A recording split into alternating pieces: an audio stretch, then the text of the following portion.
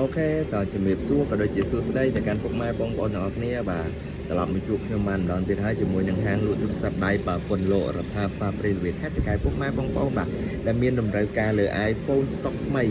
11 12បាទ13ក៏ដូចជា14 plus ណាស្អាតសំណុំស៊ីនតែម្ដងណា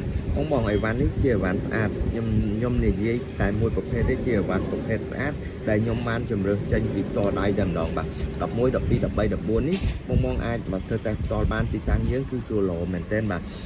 គឺជាប់នឹងរង្វង់មូលផ្សារព្រៃល្វីខេត្តតកែវអញ្ចឹងបងណាដែលមានតម្រូវការចង់បាន iPhone បាទ11 12 13ឬក៏14 plus អាចតាក់ទងតាម Telegram 093 66 88 81ក៏ដូចជាមានលេខ017 66 88 81បាទដឹកផ្ញើជូនពុកម៉ែបងប្អូន25ខេត្តក្រុងបាទมัน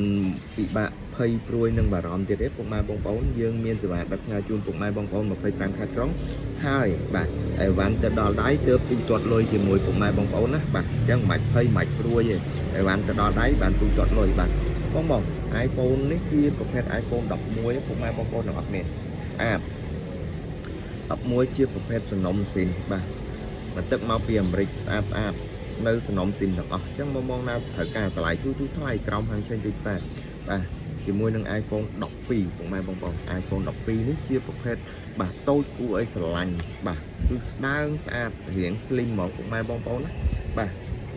គុណភាពវាគឺនៅសល់ 90% ជាងពុកម៉ែបងប្អូនបាទគឺនៅស្អាតអត់មានធ្លាក់អត់មានកាពិតអត់មានស្នាម98 99នេះ99នេះ grade A បាទសម្រាប់ពណ៌ស្វាយនេះក៏ស្អាតដូចគ្នាដែរអញ្ចឹងបងណាដែលត្រូវការចង់បានស្អាតសំណុំស៊ីនតាក់ទងមកបាទអានេះជាប្រភេទ iPhone 13ពុកម៉ែបងប្អូនសំណុំស៊ីនដូចគ្នាស្អាតខ្ចីចេញអញ្ចឹងបងណាដែលមានតម្រូវការចង់បាន iPhone 11 12 13តាមកម្រិតលទ្ធភាពនិងលុយរបស់ពុកម៉ែបងប្អូនជាក់ស្ដែងបើចង់បានស្អាតល្អធំខ្លាំងតាក់ទងមកបាទ14 plus បាទរបស់អាមេរិកស្អាតសំណុំស៊ីនចេញអញ្ចឹងមកបងមើលលេងមកជុំសិនទៅបាទជាប្រភេទដែលលក់ដាច់ដោយសារតាវាតម្លៃធូរថ្លៃហើយបាទវាធំពុកម៉ែបងប្អូន14 plus នេះធំមែនតើប៉ិន